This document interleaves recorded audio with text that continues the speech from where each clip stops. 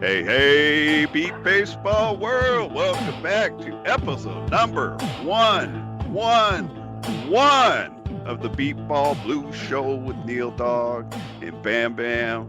Seth Dog, this is your very last day on this earth as Oh, a please 40 don't. I was gonna say, please don't tell me that. as a Jeez. 49-year-old. As a Don't be- 49-year-old. would not be the first time I've woken up in the morning and been in the threat of losing my life by nighttime, man. So Wouldn't even be the second time. yeah, right. You, I don't even think really, because I count the meningitis battle Yeah. also. Oh yeah, It yeah, wouldn't even be your third time yeah. of Right. being happy to wake up. Jeez. Anyway, Yeah, it's tough. Yeah. So yes, it's my last time on the Meatball Blues show in my 40s. Yes. are you Yes. looking forward to 50? Are you scared of it? Do you care? I don't care. I mean, I think of myself. I prepare myself by thinking of myself as older before, but at this point, I don't care. There were some things I wanted to have accomplished by my birthday, and I have accomplished those things, and so I'm good. I'm a Fair happy enough. individual. I'm a happy individual. Almost a happy individual. I've been telling people, my birthday week could be like the most incredible birthday week of my life by starting off the week by eliminating Tom Brady and ending the week by eliminating the San Francisco 49ers, man. But what more could I ask for, man? What more could I ask for? I knew I left a loophole somewhere. I only said you couldn't talk about football before we started the show. I knew I screwed up with a little loophole there Hey, man, but somewhere. that's birthday talk, though, man. That's birthday talk. What more could a brother ask for? What's tripping on when I was thinking about you turning 50 is, man, we've known each other 35 years All now, man. right. So most people on the show with us tonight haven't even been Yeah, alive right. that long, man. That is crazy. I tonight am wearing our 1990 East Bay Blaze jersey for two reasons. One, we got the Philly Fire on here with us. I've always thought that the Fire is the closest name I've ever heard to like the East Bay Blaze, which I always thought was a cool team name. But the other reason, Seth Dog, I What? can, baby. This is a 33-year-old jersey. I'm rocking it, baby.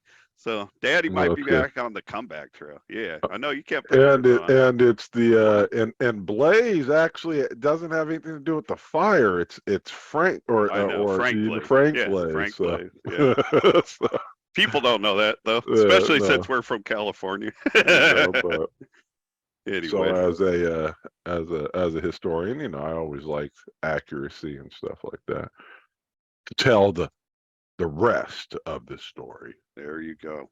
So So, bringing in our Philly Fire, we're going to was start that the question you wanted to ask me? You said you had a question. about turning 50. Oh, got you. Yeah, and Okay. you Okay. answered it. I Sorry if you're did. No, disappointed. no, I just didn't realize that was you know, Well, question. I I didn't. got you. I got you. Don't get all No, sensitive on actually, me. I had another 35 one. years of what? I had another one I wanted to throw out there, but I didn't want to make our guests wait all night. But you started teaching at a new college yesterday. Had your Yeah. first class. Uh, Uh, uh, uh, yes, how yes. how'd it go? Oh man, it was funny. It went fine. As I sat down in the class and was waiting for students to arrive. I was like, God, I haven't been in a classroom in like 4 or 5 years. So, but it was fine. No nerves, no nothing like that. It was all old hat. And the first day of class is always the easiest because it's not really content driven. So Yeah, it's yeah. just easier to throw out stuff Handing out and syllabi. yeah, and talk to people and all that stuff. But I have been for the last, I don't know, 24 hours just dealing with these online classes, man. I mean, trying to get them all set up and all published and all this stuff. And as I was like, man, years ago, I remember thinking, man, how am I going to deliver lectures? How am I going to memorize things? Am I going to use Braille? Blah, blah, blah. had no idea that my my career would be based upon just dealing with online The nonsense, online man. technology. Yeah, And, jeez, man, it's a nightmare. you, But you see how well I don't do with our show, so I'm glad not to have yeah, right. to deal with all that. Hey, just learning enough is not the way to go, man. Just learning enough to do things is not the way to go. So, but it's all good. Since that's my old stomping grounds, can I assume that you are teaching in Davies Hall I somewhere? am in Davies Hall. Uh, I'm teaching in room 106 on the you're on outside the of the. lower floor. I don't even Yeah, have to walk upstairs, man. See, nope, now you don't. I'm only a 20-minute bus ride away. I plan to just sneak into your class some point. Did you come? And my office is upstairs at Davies Hall. So Floor you can, 3, right? Where yeah, all the offices are. third floor, man. You can come check me out. Mhm. Not the biggest office, but hey, I'm not complaining. It's all mine. I could put up all my cowboy stuff and all that. Well, But there are speaking of no the students on campus for the most part, and so nobody will come into my office. It's crazy. Speaking of the NFC East, we have a very big Philly Eagles fan, Oh, Philadelphia Eagles fan, Johnny Marges. Johnny Ma, what's up, baby? Welcome back. What's going on there? How you guys doing, man? oh, Excellent. doing well. Neil doesn't like me to talk about football clearly, but everybody has criticisms about the NFC East as the season goes along. But if you look at the playoffs, who's still in there in the NFC, man? Nothing but the NFC East teams. I know, right? Giants in there too, right? Yeah, Giants, Eagles, Yeah. Cowboys. 3 out of 4 of them. This was supposed to be the year of my Raiders in the AFC West. So Yeah. all those teams and all the great quarterbacks. Yeah, right.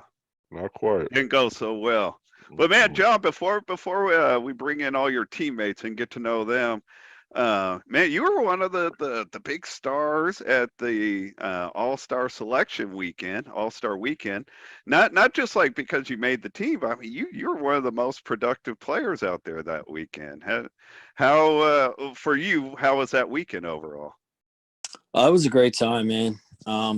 Yeah, I really enjoyed myself. I think fortunately, a lot of balls were coming my way, and there's a lot of plays I made on defense. There's a few that got away because the fields were pretty fast, but Yeah. just getting together with all those guys and hitting off both Jeremy and Jared and being out there for the weekend was a blast overall.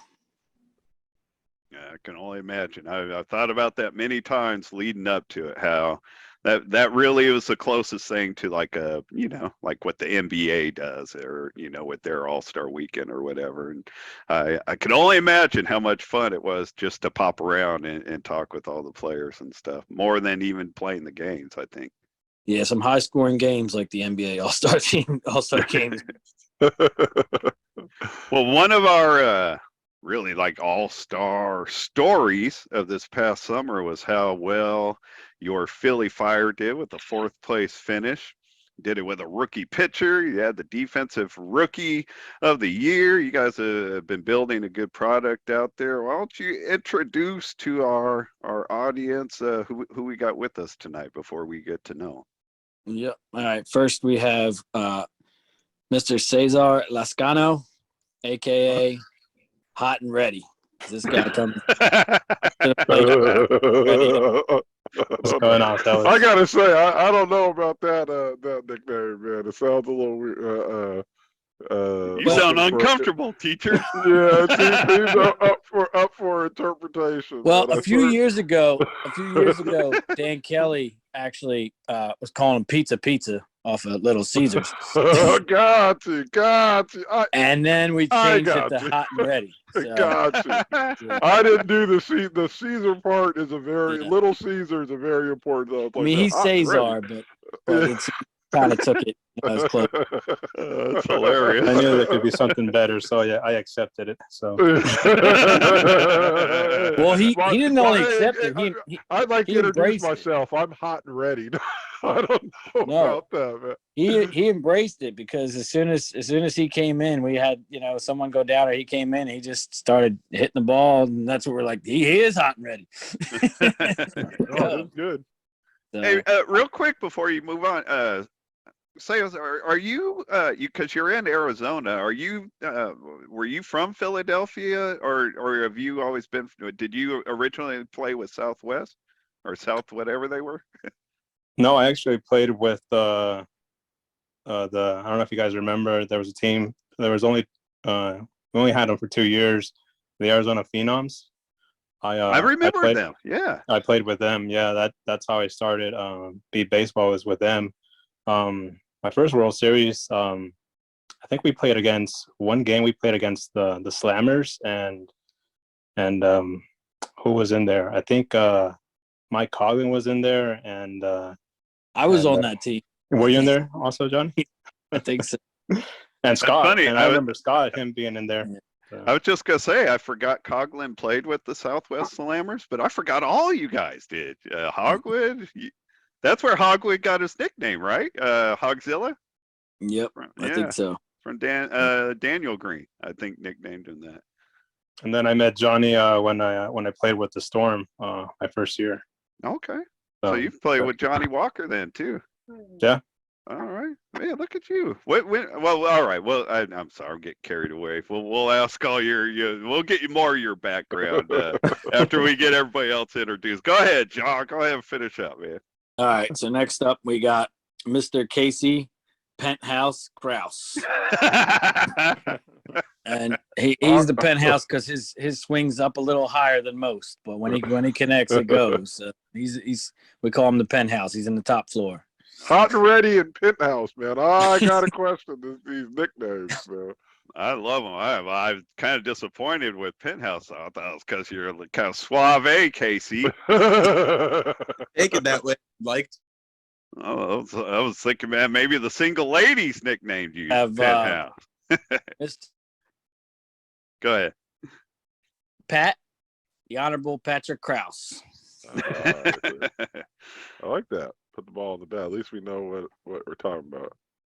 Welcome to the show, Pat. Can you hear us? Actually, can you guys hear me? I'm getting internet is unstable. Notice.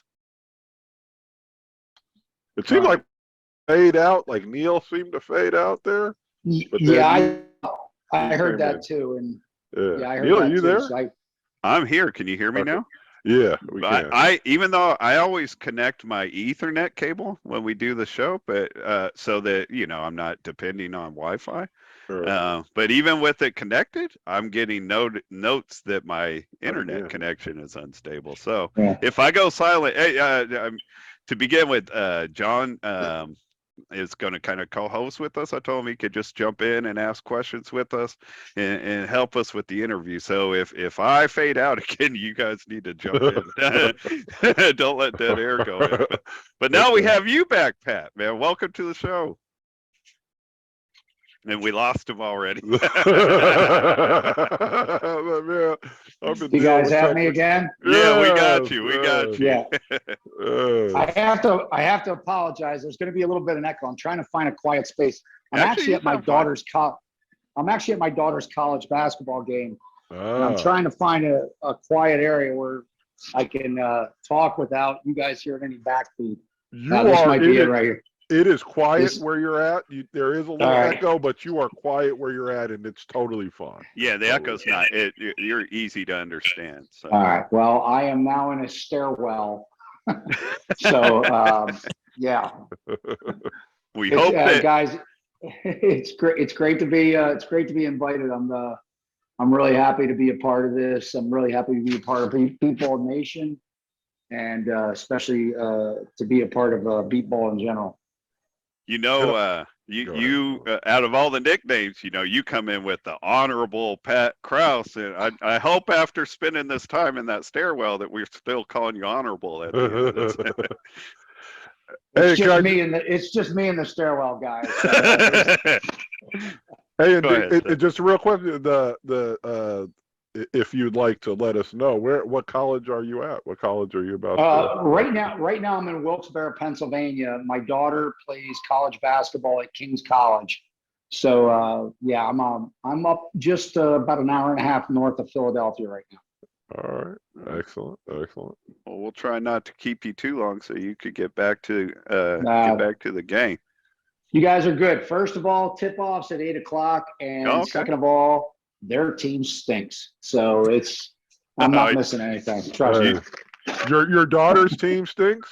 Is that what you're saying? Oh, they're bad. They're bad. Okay. I think they're 3-15 this year or something like that. It's been painful to watch. But, it's never about the wins and losses. It's about about the effort and going out there and busting your butt and stuff like that. So at least that's what I tell myself. They're a young team. My daughter's a junior. She's a physician's assistant major. So unfortunately, because of the curriculum for her program, her medical program, this will be her last year. So she plays both softball. She plays both basketball and softball. My youngest daughter also plays softball up here at Kings. So this is our year. So my wife and I are really making a concerted effort to try to get out to just about every game that she plays in, because this will probably be the last time we see her play. Oh, it is so sad thinking that it's coming to an end. I can feel you on that one. Yeah, but you know what? It's funny because we all have children. Most of us have children. Casey, you're not allowed to have any children.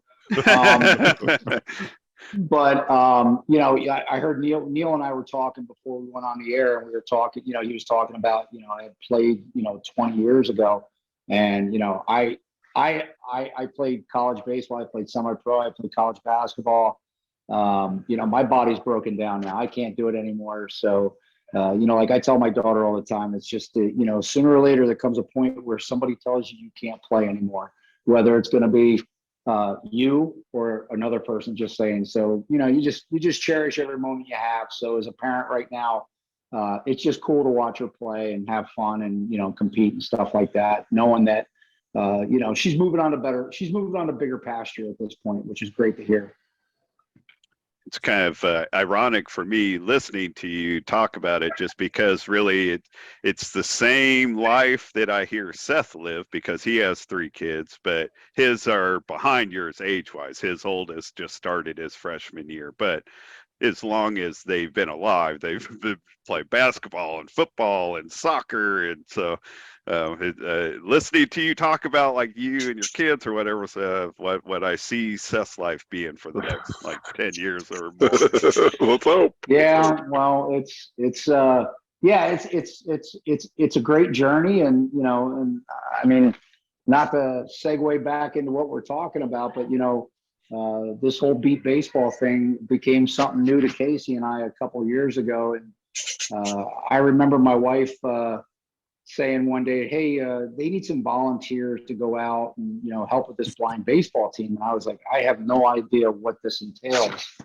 And so a couple of years ago, I go out and literally within probably about 5 minutes of being there, this is like crack cocaine, man. I'm hooked on this game. This is it's phenomenal. And I mean, to watch Casey, who's 23 right now, I remember when he was diagnosed with his issues, at 9 years old, and watching what his disease took away from him, but then being involved with the Beat Baseball program to see that, it's awesome, because I get to see him as a 23-year-old now act like an 11-year-old kid, and it's phenomenal. And it's just like everybody that plays on that field acts like they're 11 and 12 years old, and I love it. It's I told them I got a lot of people that are asking me like, what's your commitment level? My commitment's about 320% at this point. Like, I'm in. You got me. I am hooked on this. Not only with meeting the people from the Philly Fire, but I've had an opportunity over the past year and a half just to meet so many people across the country with the Beat Ball Nation. And I'll tell you this, I mean, especially with the blind community, the one thing I tell people from the blind community, you're talking to a guy that played baseball up and down the East Coast for 20, 30 years. And I've never met a more tight-knit community. I mean, when we played against people, I couldn't stand to talk to them, so I never talked to them. The amazing thing about this thing is these guys go out and beat each other's brains in for about 2-3 hours, and then they go play 2 more games, do the same thing, And yet at the end of the day, they're the best friends in the world. They all know each other. They all know everything about each other. You know, my first indoctrination into beat ball, and it's funny with Johnny Ma, because Johnny Ma, and he's no different than most people in this organization, is the fact that, all right, just at one point he goes, just tell me who's batting. I'll tell you who they are and what they can do. So literally, it's like, okay, this person bats first, second, third, fourth, fifth, sixth. Okay, I got them all. Just tell me their first names, and I know where they're gonna hit the ball and everything like that. I know this guy, I know that guy. And it's like, and it's every team does the same thing. It's like it's awesome. Like I said, without taking up too much time, it's probably one of the greatest things I've ever been involved in my life. And, you know, that's coming from a player himself who was able to see and hit a baseball for a long time.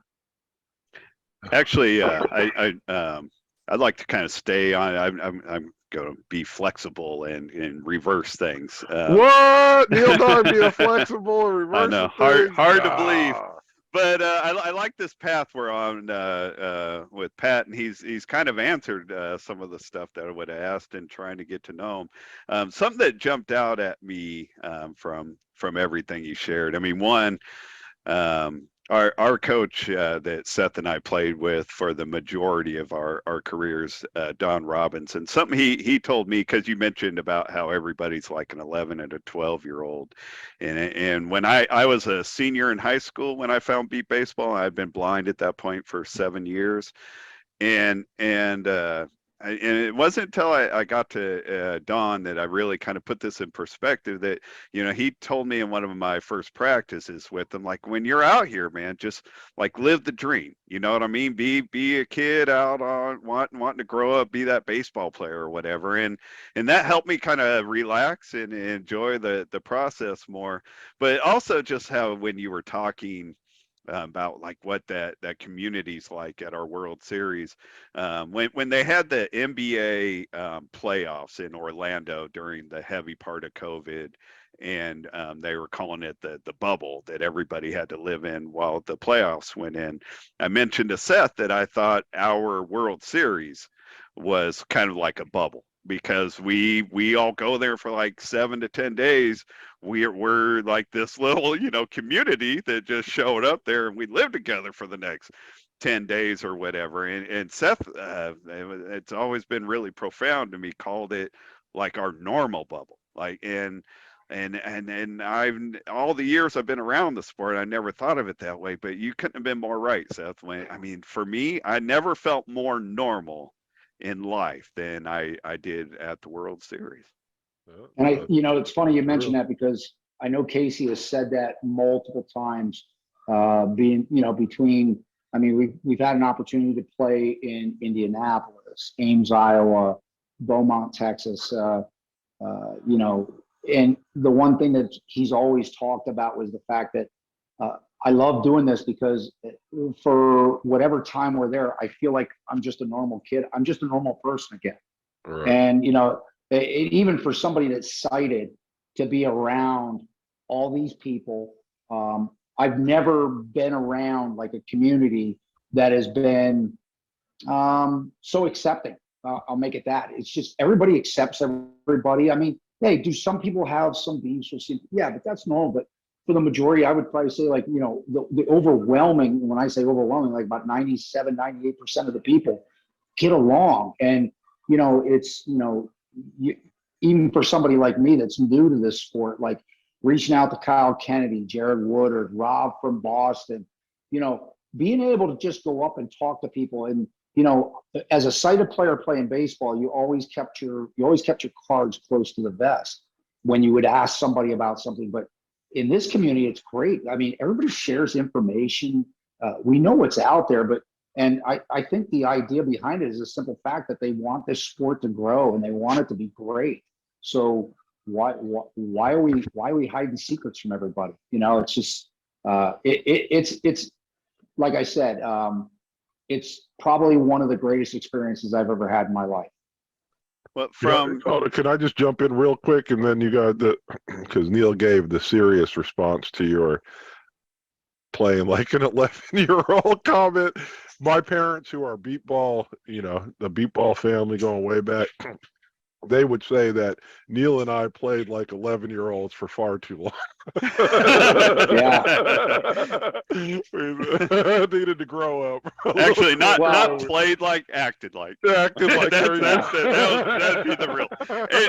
And the list of people that would say that doesn't stop at your parents. Yeah, no, unfortunately. no. It's a pretty long. Well, even like this past World Series, I mean, I don't think it was widely known, but both John and Casey played with broken bones during the series. And, I remember the comment coming up like, well, John's a little older than Casey. I'm not going to disclose ages or anything like that, but you guys are not spring chickens anymore. You guys don't bounce back like you normally like you normally do. And, it's just, but yet to watch, not only hit the ball, how they field the ball, the way they attack the bases and stuff like that, and, it's like I said, it's phenomenal. I know Cesar's on here, and I don't want to slight this kid in any way either, because most people don't know that between 2021 and the World Series of 2022, and I'm not sure what the number is, but Cesar got serious and got in a gym, and Cesar put on, I would probably guess, about 30 pounds of muscle. And he went from some pipe cleaner that couldn't hit the ball, 110 feet in the air, to a guy that was a big part of our World Series, for the simple fact that I think he was an unknown. He was definitely, in my eyes, one of the most improved players I've seen. He was a big reason why we were able to get to a point in the season that we did at the World Series. I remember seeing him showing up. I mean, he was almost swollen. It was phenomenal to see, but more phenomenal just to watch what he did. Nice. Well, when we get more background on Cesar, we'll have to ask him about that. Something that I wanted to ask you, and you've kind of you've already answered it, but because like pitching in beat baseball, I mean, it takes a certain person to even want to do it. And I didn't know if like it was something like the team just needed somebody to pitch, or if you were somebody who saw it and said, man, let me try it. And it sounds like from your sports background that you just had the itch. Am I correct in assuming that? Yes and no. I mean, Johnny Ma will probably have to help me out on this. I think where it really turned was the Beast of the East in 2021, because up to that point, I really hadn't thrown much. I was just, I was there, I was helping. I would, my biggest thing at that point, even in Iowa, I think I threw like 2 innings in Iowa altogether. And, my biggest thing was just helping the batters get to the plate with their blindfold on, show them where the plate was, and then walk away. And just be, encouragement from the bench. But I don't know how it happened, but at some point in the Beast of the East, it just came to a point like, hey, you're going to pitch. And I'm like, okay. And, the hardest thing from being, because I did pitch when I was predominantly a catcher when I played, but I could also pitch.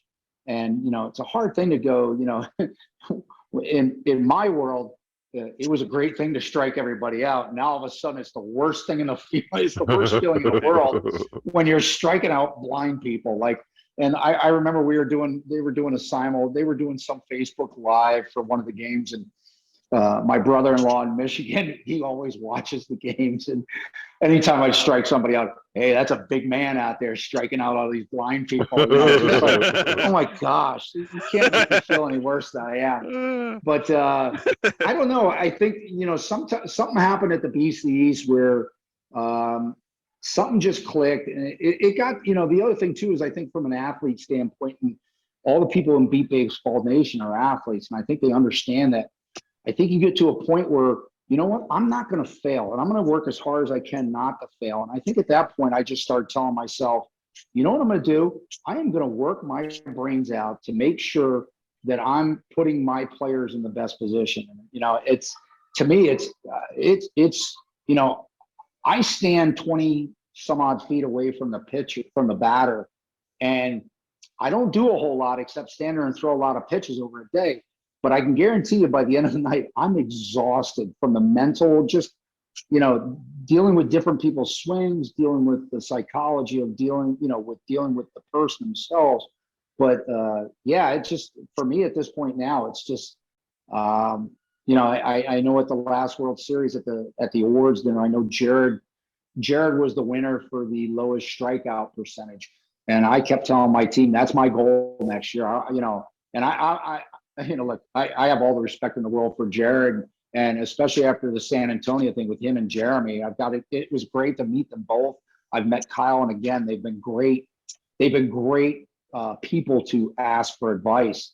But that's my goal. I want to beat that strikeout percentage for Jared. And and not only, it's not a personal thing for me. I think it's for them, because they, the players in this, as much as you have great pitching, but it all comes down to the players. Again, they deserve this. They do all the work, and I just want to make sure that I put them in the most successful position I can.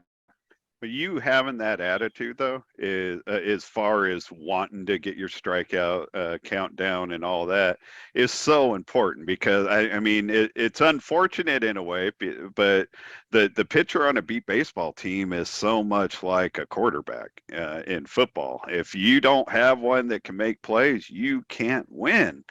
And for the most part, or your chances are way low. So like everybody who's ever, I mean, Johnny and Cesar have been around this game. Seth, all of us have been around this game for quite a while. You don't want a pitcher that doesn't want to strive for that, because your chances of getting better aren't that high. Yeah. For our audience purpose, just for everybody to know that, so last year was your rookie year pitching in Philly. The Fire finished in 4th place, which was a great finish for them.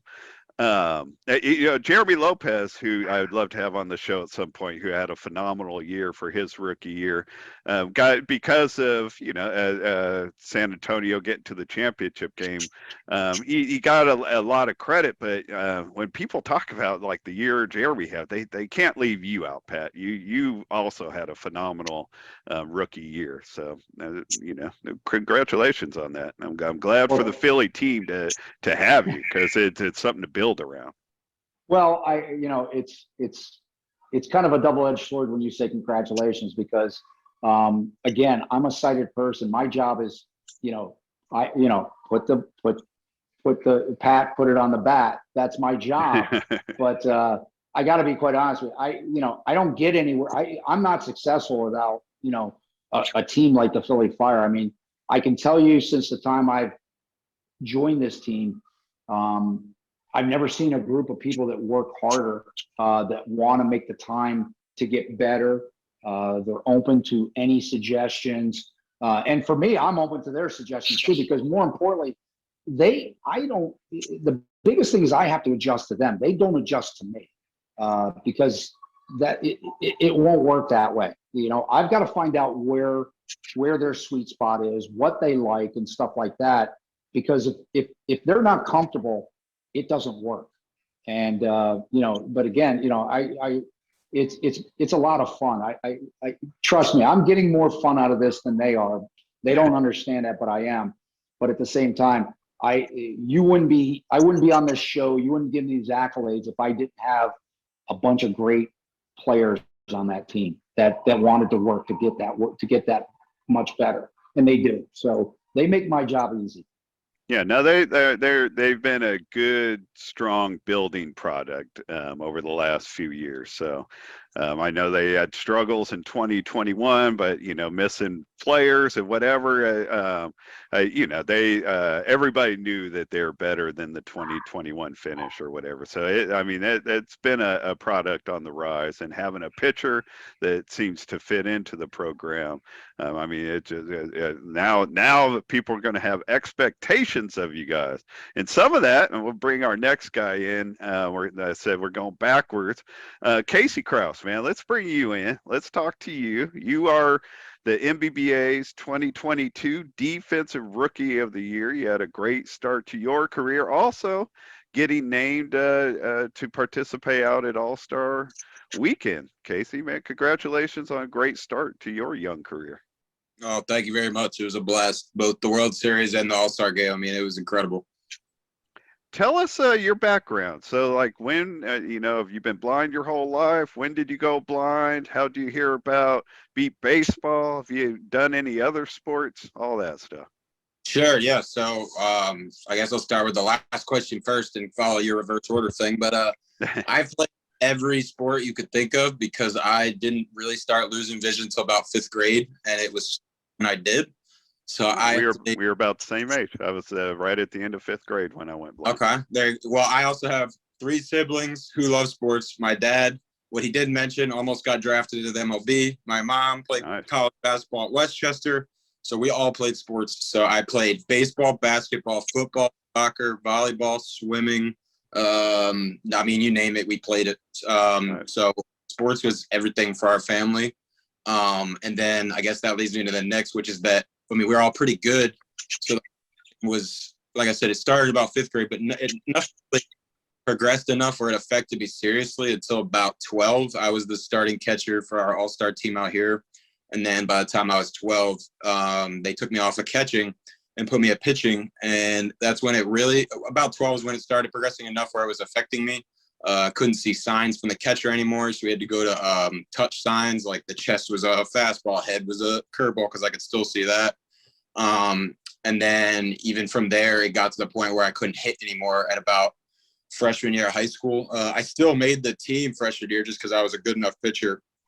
But then that ended up actually being the reason I got cut my sophomore year, just because they had enough pitchers where they're like, we can't take a pitcher that can't hit.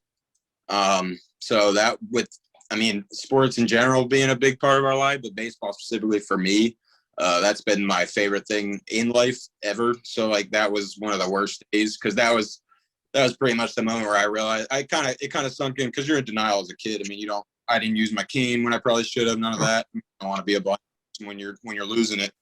So that but you also were still doing things that you did in your normal life or whatever, still playing baseball. It was more than, I wouldn't even call it denial. You were still able to kind of live the life you were used to, just making adjustments for quite a while.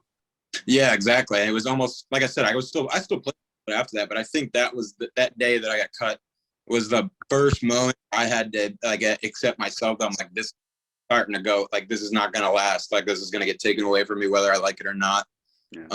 So that was tough, but like I said, and then so I played for a couple years after that. I mean, like I said, I could still pitch. I threw a no-hitter when I couldn't pitch it or hit anymore in our rec league. Like, still played for our Legion team. We went to states. Like, I could still participate, but it just slowly got to a point where about I would say 18, I not only hurt my shoulder, but then I got to the point where I just could not see. Well, I knew once I couldn't see the ball back from the catcher anymore. I was like, okay, I can't do this anymore, because nothing's going to be more embarrassing than having like a concussion because he missed the ball back from the. That's fair. What caused you to lose your sight? So I have Stargardt's disease, which is juvenile form of macular degeneration, for those that don't know. So it's basically, the best way I would describe it is reverse tunnel vision. Starts with blind spots in the center that grow. And it can start whenever. Like, I know my one friend on the team, who's actually the one that invited me to be baseball, Justin Ryans, he's older than me, and his vision is better. So it's just one of those things where it progresses for different people, different rates, things like that. Fair enough. And you just mentioned Justin Ryans, who also had a strong season last year, both at the plate and in the outfield. I actually thought he deserved more consideration for the All-Star selection, All-Star weekend himself. You said he introduced you to the sport. How'd that all come about?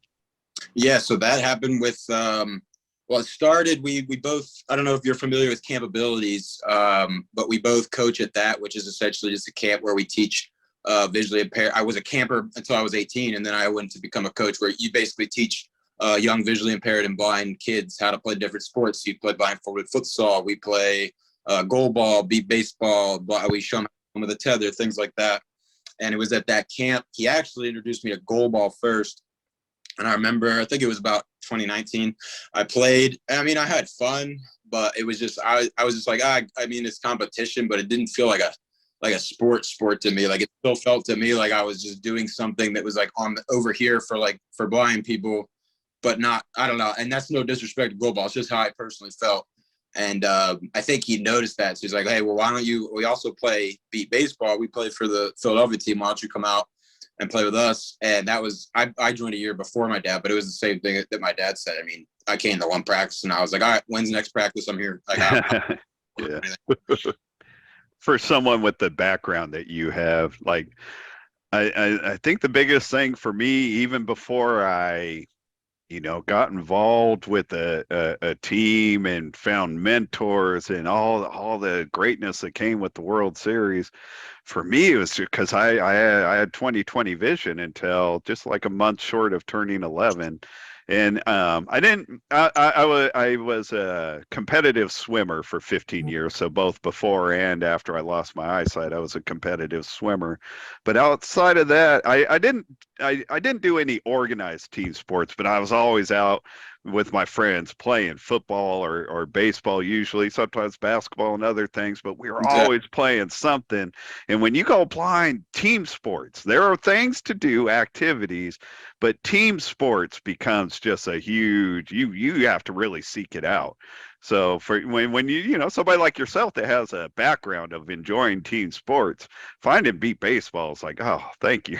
I know that. It's not just the fact that it's team sports, it's finding a team that's comfortable with you being a blind person on their team, because that's part of it too. Is like, I know even before I got into baseball, every coach used to try and take me off the mound because I was wearing sunglasses, and they're like, he can't do that. And my dad would have to explain to the umpire, and the umpire would let it go, to the point where we brought it up to my doctor at shop, and he literally wrote a note that says as long as he can catch the ball back, then the only danger is a line drive back at him. And I don't care if you're sighted or not, someone hits a line drive back at you at the mound, you're not getting out of the way.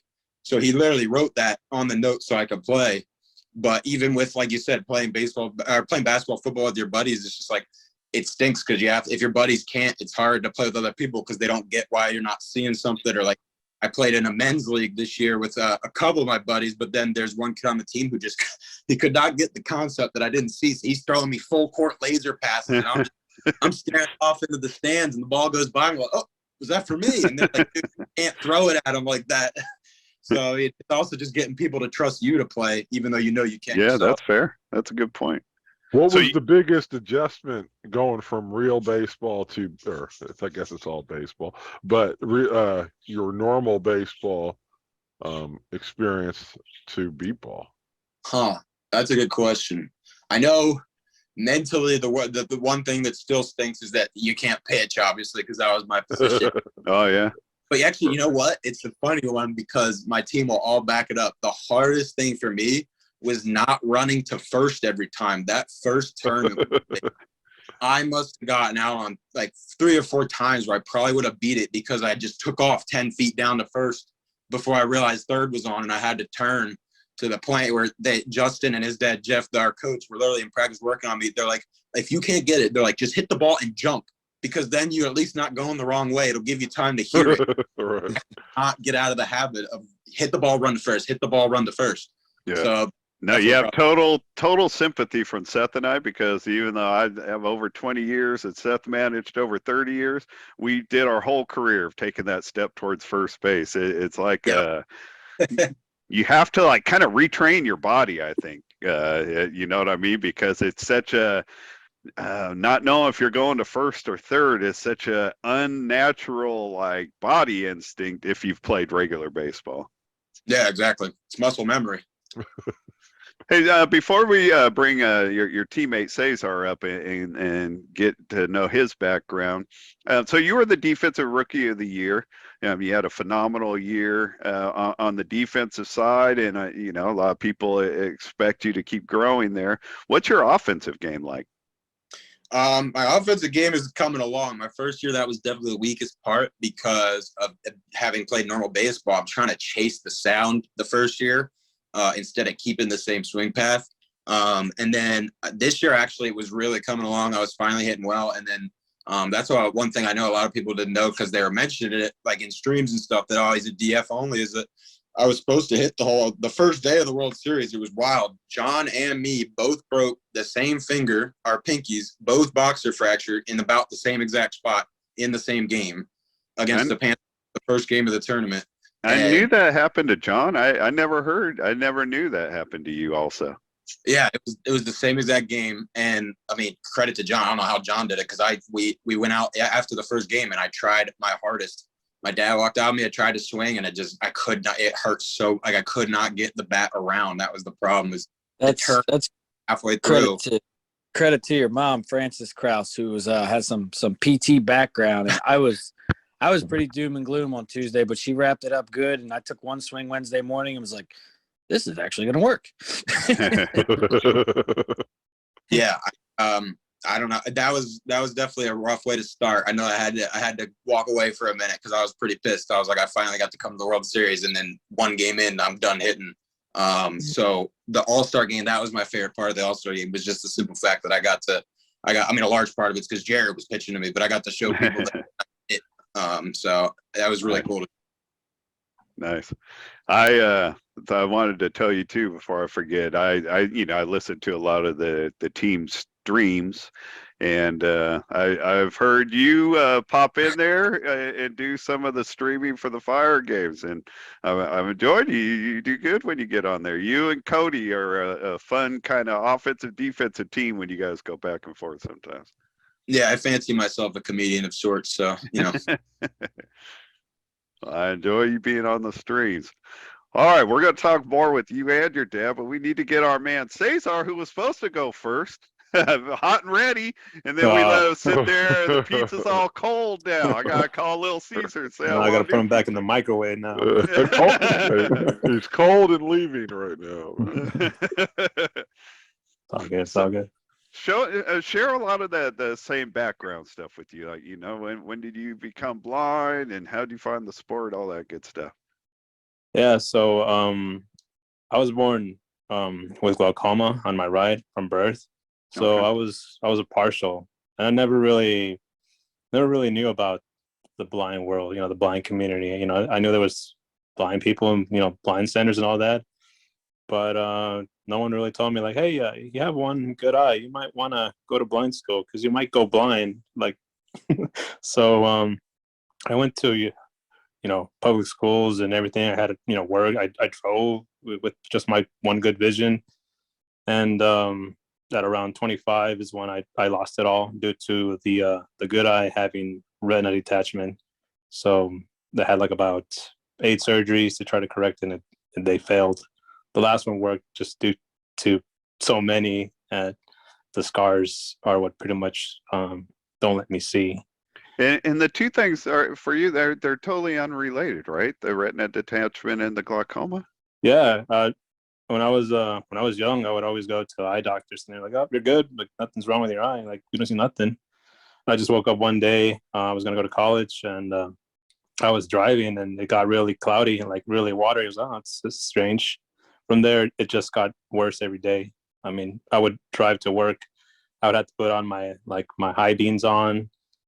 Thank God I didn't like crash and die, because I really couldn't even see the white lines at night. So, but luckily I lived pretty close to home from work. But that was pretty much how starting to sound like the people who drink and drive, though, my friend. That's it's a bad sign when you say, luckily it's not that far. It doesn't take very far if you shouldn't be on the road. How old are you now? I'm 36 now. Okay. Yeah, I lost full sight at 25, and I got to know baseball when I just started to go up online, research stuff on my own, and I found this track and field here in Mesa, Arizona. They do the preliminaries for the Paralympics for track and field. That's where I met Tanner Gerse, and he's the one that showed me. He's like, hey, there's a beat baseball team in Tucson. Go check them out, because you're pretty good. You're pretty fast. So, you can do the track and do the sport too. And I met those guys. with the Phenoms. They were starting it up, and my first World Series was in 2015 in Rochester, New York. And it was, I mean, that sport. I mean, the series, everything. I mean, I haven't stopped since 15. Except for COVID, but Going back to when you could see, did you have any other sports background? Yeah, I used to play. I played soccer. I did track and field. I did wrestling and cross country. Those were my main sports. I never got into baseball, and I wanted to do baseball, but I don't know, got a little too scared. I was like, I don't know. I got one good eye. I want to save it. And bring us up to date too on what Pat was talking about you, especially like I was expecting you to be younger when Pat talked about you putting on all this muscle, but doing that in your mid-30s. Talk about getting all yoked up. So yeah, that was when was it? Wichita, Kansas, when we went to that World Series. It was, I think, that World Series was the most unproductive series I ended up doing. I think I only scored 2 runs. That was it. And so I was, I came back home with a chip on my shoulder, and I really wanted to improve and just pretty much change my whole, how I swing and how I play defense. So I did just that. My brother used to be the pitcher for that first team I played with the Phenoms, and we got together, and he told me some of the things I was doing wrong, and I changed from there. And then once I knew, how my actual swing could be, then the rest, I just started to, work out a lot. I focused more on my nutrition, and plus I ended up moving because I ended up finding work. So that all just correlated. Just I just felt better. All came together. It all came together. Yeah. So. Right. So. What's your? It showed up. Yeah. Every ball he hit, man, was a shot this year. Even if he got put out, it was in mid or deep left or out there, man. He was putting the ball deep this year for sure. What you had 2 questions. One, because you mentioned like track and field. Are you like a runner? You know what I mean? You could do a lot of things at track and field. Were you a sprinter? What do you do on track? I used to do the 100-meter sprints, and there was a year where I did shot put. I wasn't the greatest, but yeah, I just did it for a year just to try it out. But I stayed with just doing the 100-meter sprints. I did it for about 3 years, and I was already, like late 20s. So all the guys that I was going up against, David Brown, Lex Gillette. So I had no, I wasn't going to compete against those guys. But I kind of hang there. I was in the high 12s, 13. So I kept on doing it because towards those late years in track, I was also doing the beat baseball, so it really helped me with with my sprints. So cross training. Yeah. What's your defense like? That was my other question. I was more of a designated hitter. I've always been more of the designated hitter. So when I do defense, I'm more on short 3. So I could say I need more improvement, but I definitely I'm able to locate the ball more. So nice. Yeah. Nice. All right, Johnny, man, let's bring you in and let you help us out talking about, both the season you guys had and building on it going forward, making this product better. Yeah, man. I mean, the goal last year was to, finish in the top 5. It's been the goal for a while. As you mentioned, we kind of took a step back in 2021, but we were a little shorthanded. We knew we were better than that. So we reached that goal. I mean, the ultimate goal this year obviously is to win the championship. But we don't want to leave Oklahoma without a trophy. So we got to keep moving forward. If we can't get the championship, that's the ultimate goal, but we got to at least get third or second. Then we got to keep moving forward. So the goal is just to continue to move forward and closer to the top. Yeah, keep building on the success and not take a step backwards. And what do you, like, concretely, what do you guys need to do that? Or, is there a aspect of the team that needs to get better, or are you just playing together more, practicing together? Yeah, I mean, all come together. Like Pat said, we do work hard. We actually, the only time slot we can get for batting practice was 7 and 9 a.m. And we do that on Saturday mornings. We have another one this Saturday. We started 2 weeks ago. So we have batting practice every 2 weeks leading up until we get outside in the spring. Everybody shows up. Everybody puts in the work.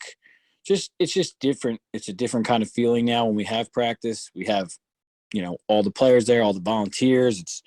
It's an intense practice. So just sharpening our skills to find ways to win. We had a really big win against the Thunder, and we were so elated and all, and then we kind of just laid an egg against the Jets. We put too much emotion in that one, and we got to be ready for that game in that position next year. So. Hey guys, if I can interject real quick on what John's saying regarding the team, the one big thing that I think made us successful too was the simple fact that there are no egos with our team. Everybody is about the team. Bringing Scott Hogwood in and Dakota and Gina and things like that. There are people on that team that, you always hear things about other teams where, people are grumbling about playing time and things like that. That's never an issue with this team. It's, hey, what's the best for this team? And, if I get an opportunity, I'll just do it. And if I have to sit down, I'll sit down. So I think a big thing for this team is, like I said, there's no egos. We did a great job last year, but also some people think that, we were kind of the team out of nowhere. Well, maybe so, but not. We won't be that this year. So we know we've got to improve and get better because there's an X on our back this year. So we know that. So the only way we're going to be able to do that is we're going to have to go out and compete and try to get as much better as we can. Now, and egos are not part of what you're talking about. Is just like everybody buying in the end. You can't be really good at any sport unless everybody buys into what the team plan is. That's why sometimes, pro teams spend the most money, pull things together, and they don't pan out because you can't just throw it all together if everybody isn't on the same page. And the teams that Seth and I played for, we had big egos. Seth and I had big egos. Our teammates had big egos. Our coach had a tremendous ego. But we had a collective goal that allowed us to put that aside, and that's what I hear when you're talking about it, Pat. Like, you guys sound like you have a collective goal that you're working on together, and that's what allows everybody to put the other stuff aside, because you guys see it together. You have the same vision. Does that make can you relate to that at all? Absolutely. I agree 100% with you, because you're right. In order to be a good team, you have to have egos on the team, because egos are confidence. And, we wouldn't be successful if we didn't have players that were confident and cocky at the same time. Yeah. But in the same sense too, is knowing that, and I kind of say this to my daughters too, because they're in a college setting now, it's easy when you're in high school because you're always the big fish in the small pond. Well, now you go to college, now you're a small fish in a big pond, and everybody's been a starter wherever you've been. Now it's just trying to figure out how you fit in. And you've got to be able to take that step back and say, look in the mirror and say, this is what I can, this is what I can't do. What's the best thing for the team? And that's I think the thing we're very fortunate with the Philly Fire. And I mean, we have, it starts at the top with Jeff Ryan's getting these group of guys together. The fact that there's a collection of people here that, they just want to, at the end of the day, are we winning or are we losing? because if we win as a team. If we lose as a team, and we can deal with that. There's nobody saying, "Hey, what about me? What about me?" And that's a refreshing thing for in any sport, in any team that I've ever been on. When you don't have that, you find that you're successful, because I think that takes a lot of weight off everybody else's shoulders, because you're not looking over your shoulder. You just know, hey, if I have to sit down, hey, I trust the next person in line is going to step up and help this team. Yeah. Casey, did you want to jump in? Yeah. I was gonna say, I think John hit on it too. A lot of it is not so much like a physical preparation; it's a mental. It's knowing the moment, because it's actually ironic. The first game of the season we played all year was in Indiana, and we played the Thunder, and we were trying a new defense, and it was our first game. We were up in that game 11-6, and we just could not. We fell apart. We were arguing with each other. We were blaming the defense. And then it came back. We're playing the Thunder on that Friday. And what's the score late in the game? 11-6. And we held on. And because we had been in that moment, we knew what we did wrong the last time. Yeah. And I think, like John said, we went to the next game and we were spent emotionally against the Jets. And so now we've had that experience. Like, hey, like we had that underdog moment. Now we can't be happy with, wow, we just won a game to get to the third play. No, we got to come into the game to be like, all right, we're winning this one too, because we're going to play on Saturday. So it's a lot of just being there before now and knowing, all right, this is where we need to go to next. Yeah. And the World Series is like a grind, right? Those Fridays are hard. People don't realize it until you're actually there. And like you said, it is that, it goes both ways, like, because you could be undefeated on Friday and lose and then have to respond. But it's just as hard when you have a great win and in the middle of Friday, and then it's like, oh, another game, and there's like it's just a process that you have to kind of be prepared for and learn how to actually do it. There is something to learning how to win, and especially at the World Series when you have to carry it through so many games over such a long period of time. So yeah, last year was a different situation than most years, because of that game on Thursday got pushed back. So we had to beat beat the Thunder, and then you could just tell, like, the Jets are a more seasoned team. They've been in the championship the last 3 years, I think. They went out there on Friday and they played like they've been there before, and they kind of whooped everyone. They played all four teams, I think, in the top 5 or 6. So yeah, it's all a process.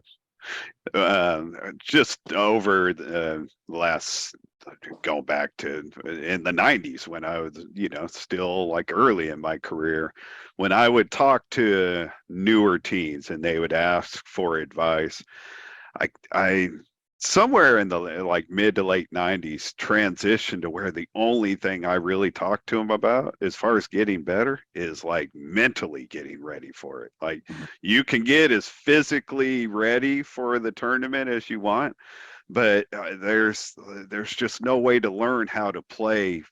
Back then it was 4 days, and now 5 straight days of 2, sometimes 3 games in a day to get to that point. It's more than a physical breakdown. It breaks you down mentally, especially a lot of times we're playing in the Southwest, Oklahoma, Texas, Wichita, 100-degree heat and humidity, and you're playing 2-3 games in these, like this. This is my this East Bay Blaze jersey I wore tonight. Out of all the jerseys I've ever had, is my least favorite. It's all polyester, and the numbers are this heavy plastic, and we wear these things, out in 100-degree heat 3 times a day. And so that's why I started really pushing, like, mentally. I like listening to you guys talk about it, because you're becoming aware of it. Like, that's easily half the battle, is fighting through all that. Cesar, man, did you want to jump in at all on like the year you guys had and what you're looking for going forward? Yeah, I'll just want to just add what you guys are saying about egos and everything. Being the phenom, excuse me, the Fire from Arizona here. Going in with the team, and when we were in the World Series, there's there's ego, but there's also that expectation of when it's your turn, as a teammate, respect, everything, you put it all on the line. It's there for our team. And so I always enjoy, all the years that I've been with the Fire, that keeps going, whether, the rankings we have gone in the past, it's just a matter of time, and so, and we showed it last year. So I can't wait what we bring next year. So I'm ready. So the same train is gonna continue with me. So so hot and ready is gonna be showing up next year. On the table. Get in the gym as soon as you hang up here, man. Get in there. No, I respect that. I was never. I'll be honest. I'm not a person who can sit the bench, and it was a negative, right? Every time I was benched, it was really only 2 times in my career, but the next year, with the Heat, I retired, and with the Dogs, I went to a different team. But it is so important to have a collection of players who can be interchangeable, who aren't going to be like irritated about not playing and stuff like that. And it was just a failure, on a mental failure on my part, to never be able to adjust to that, or to even kind of consider myself to be a bench player or whatever. But it is important to be able to do that. I mean, I would say probably most championship teams are made up of 9, 10, 11 starters on most other teams. That's how it ends up working out. Everybody has a role, and everybody, when their number is called, does what they need to do. So, right. And that's exactly what, John's right. You have to know your role. Because when I first started playing baseball, I was the one first at bat. I was always the number one guy at, first at bat. That going through, with Storm and Fire, that changes a lot. And so, you also have to know, you're at where you're at, and that's going to be your role, and you take on that responsibility when you're up at the plate. So no, those are all like good words, really, for a lot of players, on other teams, especially if they're newer, to listen to, because I mean it's all real stuff. You know what I mean? The team could only have one really good shortstop most of the time, and yeah, not everybody could go over there. Not everybody has the ability, but even if they have the ability, you just can't play 2 people at shortstop, where the majority of the action is. And and like you said, moving around from team to team, like. When you get in a new situation, not just you, Cesar, but any player gets in a new situation, there's going to be, different dynamics. So I think you guys talk a lot of sense for a lot of teams to listen to. Man, before we let you guys go, is there anything? I'll start with you, John. Anything you want to add in there about your team? No, I'm just, I'm thankful to have the group of guys and girls we have. Looking forward to continue to put in the work in this off season and get back out on the field. It's only about 2.5 months away. It's getting close. So just getting excited for the season, and, ready to see where it takes us. We're hungry and hope we can take that next step. Is Gina going to be on the field this year? She going to be able to play this year? Yeah. In a limited role, we're kind of going to switch back and forth, taking care of our son, Anthony. We're not really talking this week because she's a Giants fan, so I'll check back with her. Fair enough. After that, but she'll be back there this year. Nice. Pat, Casey, you guys got any final words before we wrap this up? Yeah, the only thing I would ask is there some way we can change the bylaws, or we don't have to play the World Series where it's 140 with the wind chill factor. Well, that's what makes you strong. Right? Yeah, I know. No. But I also think, what you guys were talking about, you were talking about, like John brought up, like, your championship teams usually have about 9, 10 starters. And especially when you have an eye on the World Series, I think, you can't walk into that World Series with 6, 7 players. No. You can't do that because it's a war of attrition is what it is. They're a good team. Every team that shows up there is good. It's just a matter of when you get to that pool play. Once you get out of the pool and you start playing, the elimination round, it is a battle. It's a survival, is what it is. And the more bullets you have in your gun, the better your odds are. But anyways, now it's I can't wait for this year. I mean, we had a great year last year, but hey, looking forward to better things. As long as we get better, I can live with that. We'll throw it out on the table and see where it goes. Can't wait, and looking forward to some warm weather again. Or I personally am looking forward to seeing how things play out for you guys. I like the people on your team. Had a bunch of them on. Love the Hogwoods. Tyler Rodriguez has been one of my favorite players in the league since I got to know him a little bit. So him joining your team, just you guys have a lot of people in your group that I'm a fan of. So I'm looking forward to seeing you guys keep building this. You guys have a lot of good stuff going on. We have a village of idiots. Yes, we do. The Hogwoods make up about 1/4 of our team, probably. Yeah, right. I was gonna say. That's all. I forgot to mention that, Casey. When you're on streaming games, the Hogwoods are the only ones I ever hear singing. We need more singing out of everybody. Can't just be. Well, if you let me sing on the stream, we're gonna lose viewers. So I don't know if you want that. All right. But if I could just add one more thing before we go, because there's Sure. just a couple people that I want to shout out that didn't come up in conversation. One is Wally. He won't be on our team this year because he's gonna go play for his hometown team.